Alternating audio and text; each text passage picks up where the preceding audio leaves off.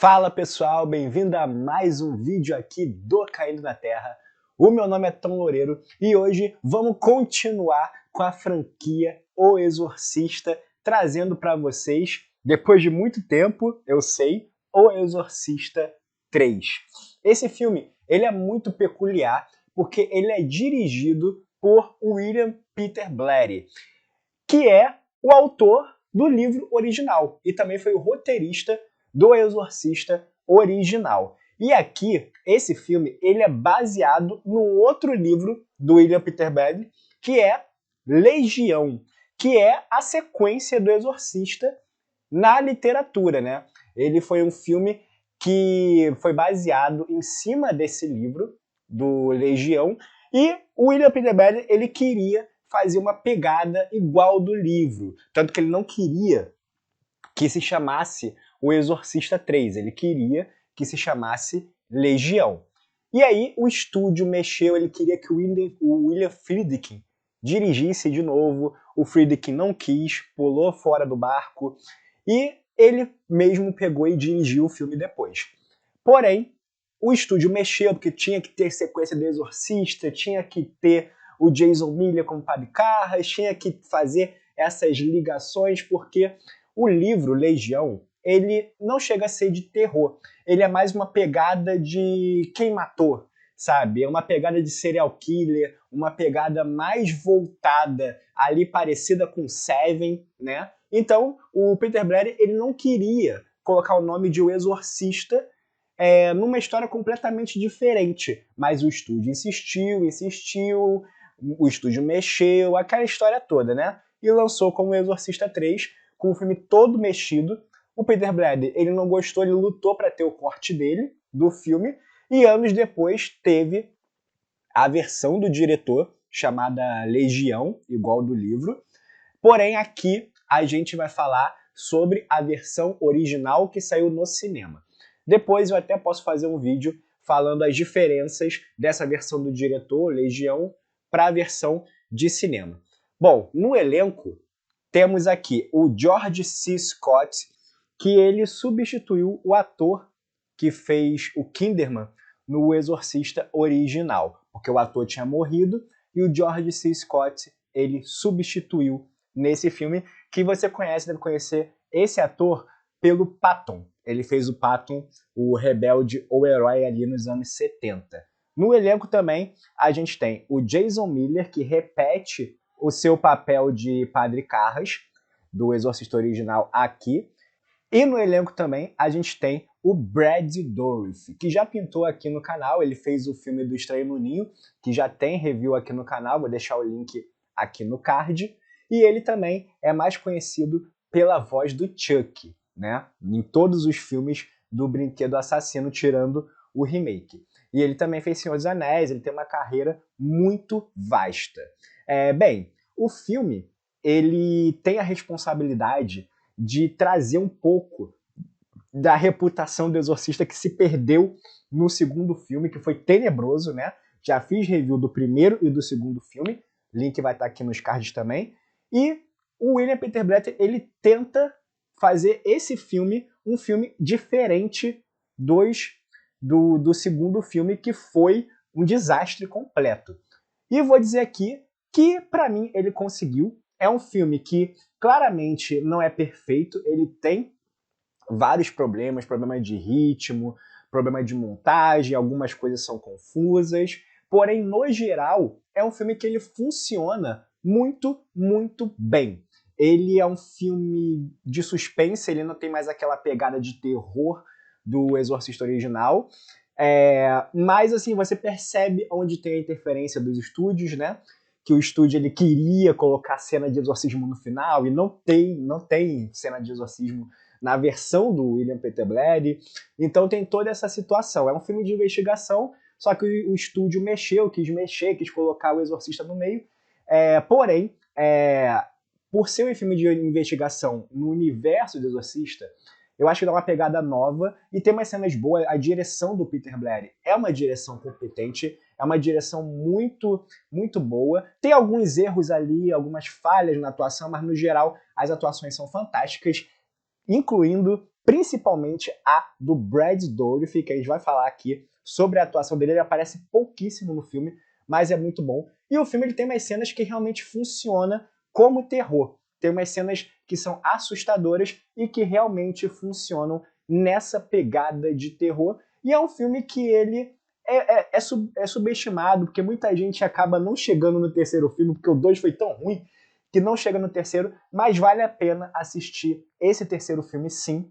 É um filme que ele tem uma pegada diferente do Exorcista original, tem um ritmo mais lento até, porém ele vale a pena. É um filme meio que na pegada de Seven, numa pegada mais de investigação, serial killer, mas ele é um filme que funciona muito bem e é um filme bom do Exorcista, da franquia. Né? Para quem fala que o Exorcista só tem sequências ruins, não. O Exorcista 3 ele é um filme bem interessante, tá?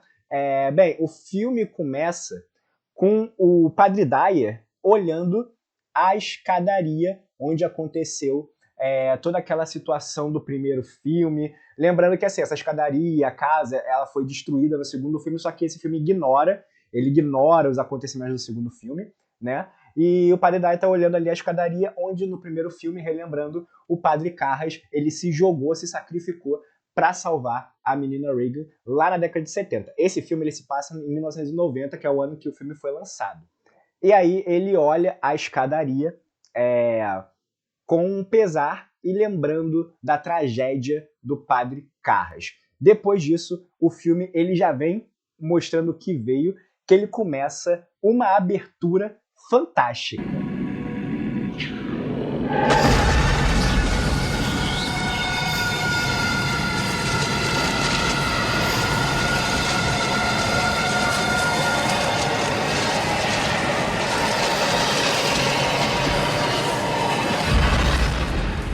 A abertura do filme já é melhor do que o segundo filme inteiro. E é muito legal essa situação da igreja se abrindo e também da imagem de Jesus com essa expressão de medo. E isso é muito legal. E logo depois disso, a gente vê o detetive Kinderman ali olhando um corpo de um menino que foi morto.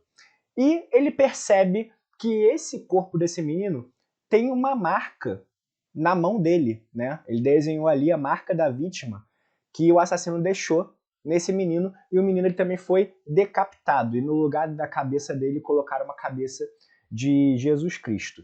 E aí ele percebe que tem uma semelhança com o assassino que viveu na década de 70, que é o assassino de gêmeos, que ele é chamado de assassino de gêmeos.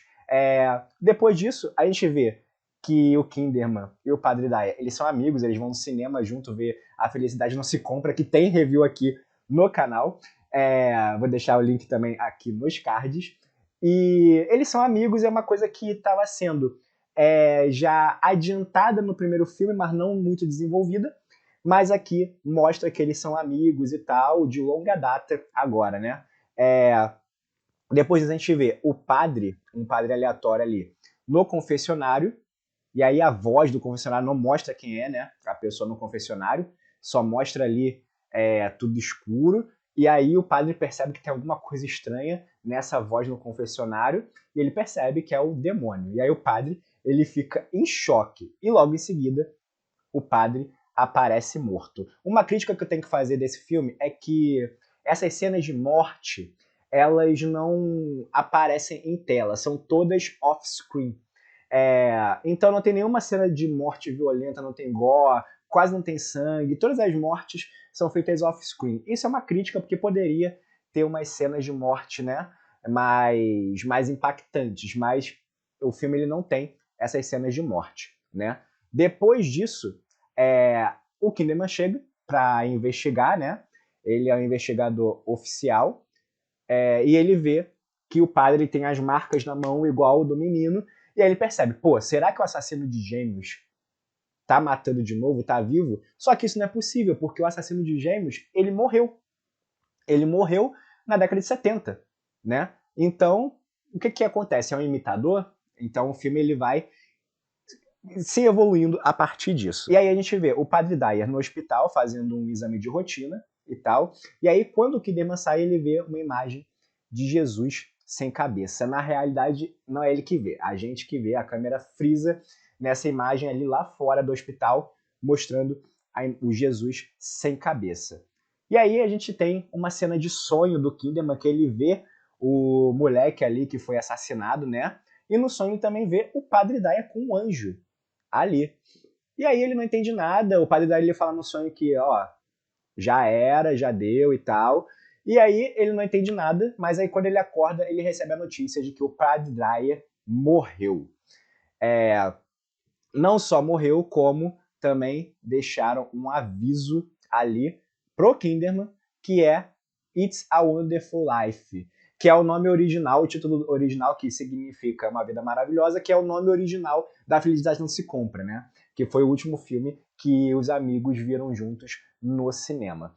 E aí, o Kinderman, ele percebe que tem um paciente estranho ali na ala psiquiátrica. Ele fala com o médico, ele fala assim, tem esse cara na ala psiquiátrica que ele chegou aqui no dia em que o Padre Carras morreu e no mesmo dia que esse assassino de gêmeos também morreu.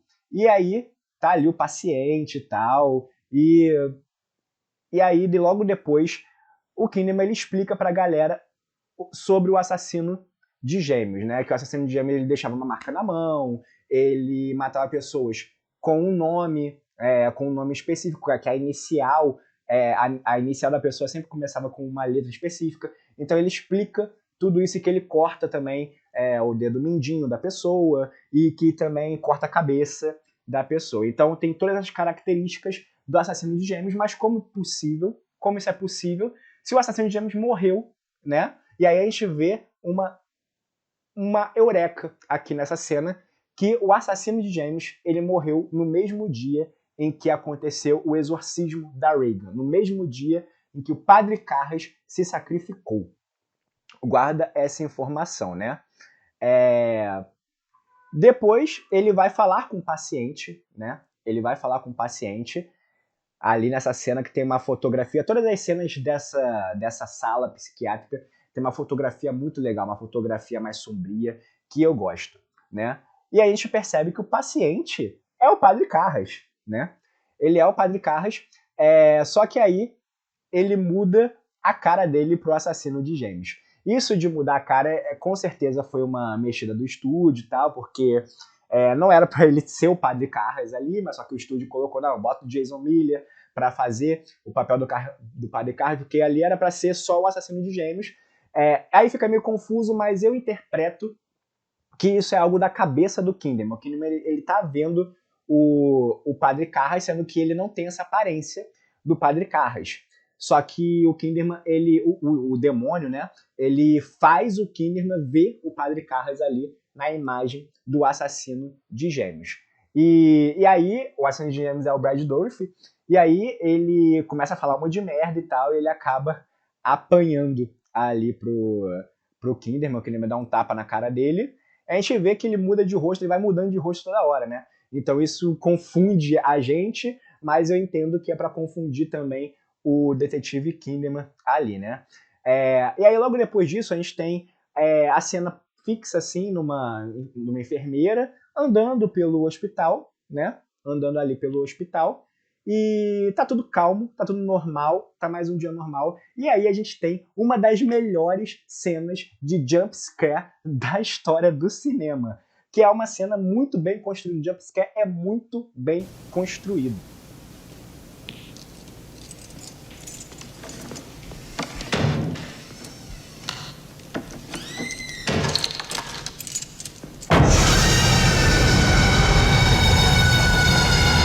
Porque a gente vê essa sala vazia, ela lá, tudo calminho, ela indo nos quartos, vê os quartos, inclusive tem um jumpscare, um mini jumpscare antes, né, de um paciente, só que aí a câmera dá esse zoom absurdo, né, e aparece do nada um barulho alto, é um jumpscare sensacional.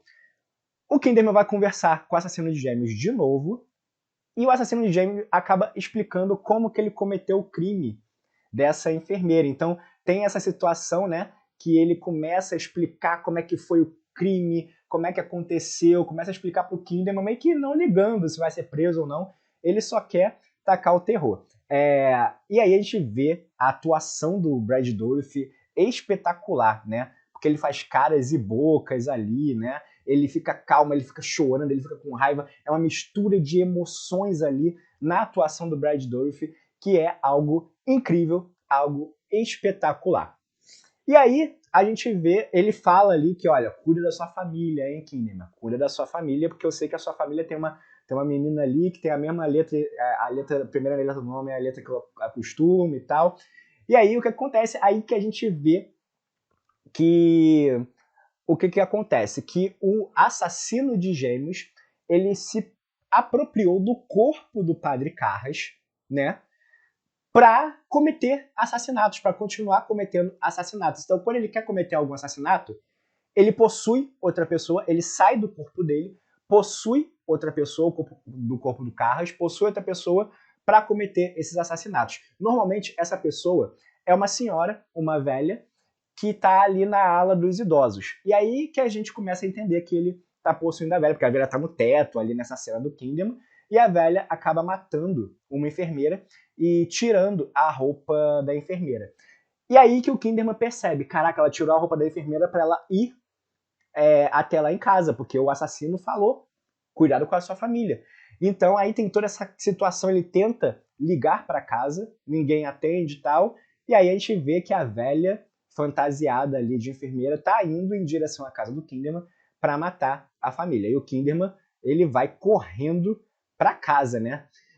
A família do Kinderman é uma situação que, assim, a gente não vê muito bem, isso é uma crítica do filme, né, que vários personagens são mal desenvolvidos, né?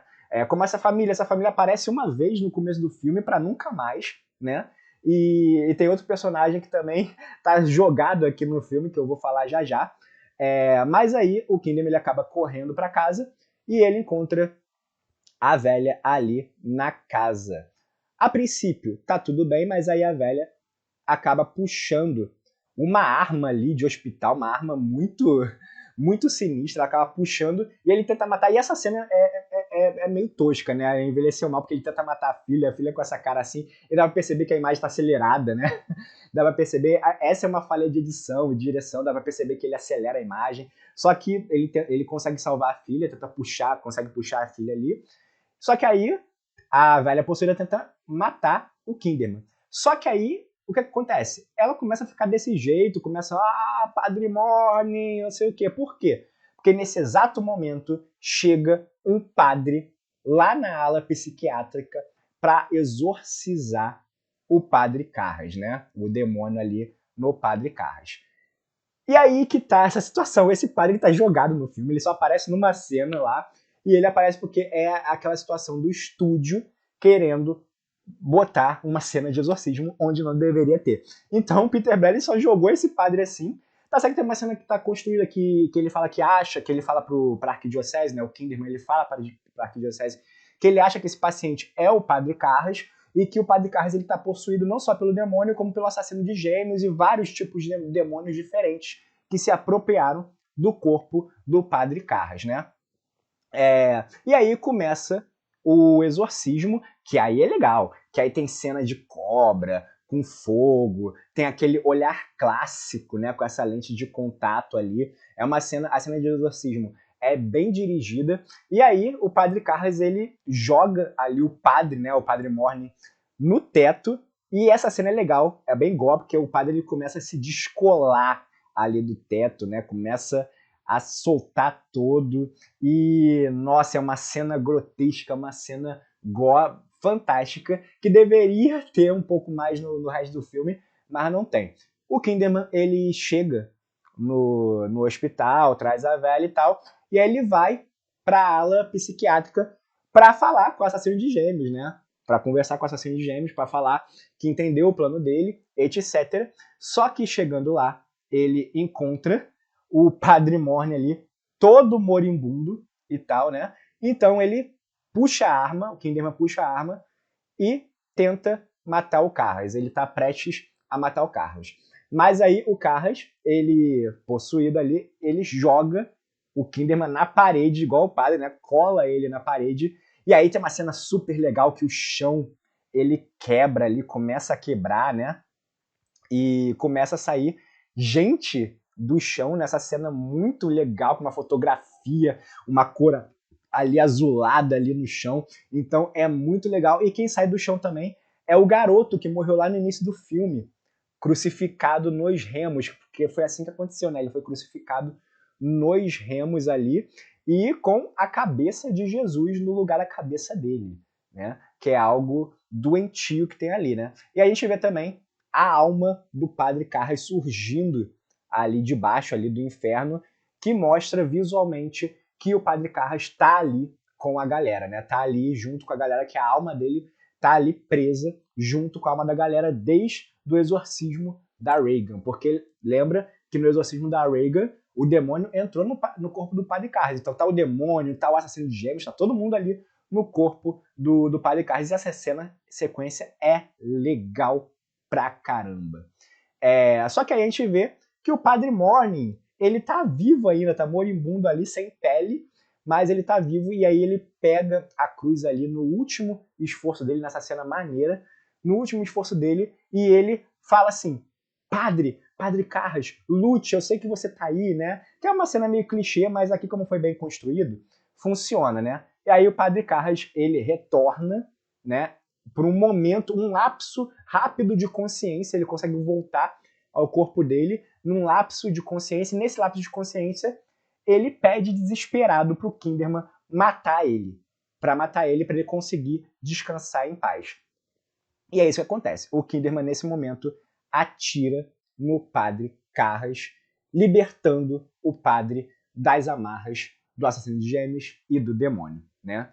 E aí tem essa cena final legal, que eles estão enterrando finalmente o corpo do Carlos, e aí a gente vê a lápide colocando o ano de morte do Padre Carras como 1975, que foi o ano que ele exorcizou a Regan, ou seja, eles desconsideraram esse período que ele ficou, que o corpo dele ficou na ala psiquiátrica possuído.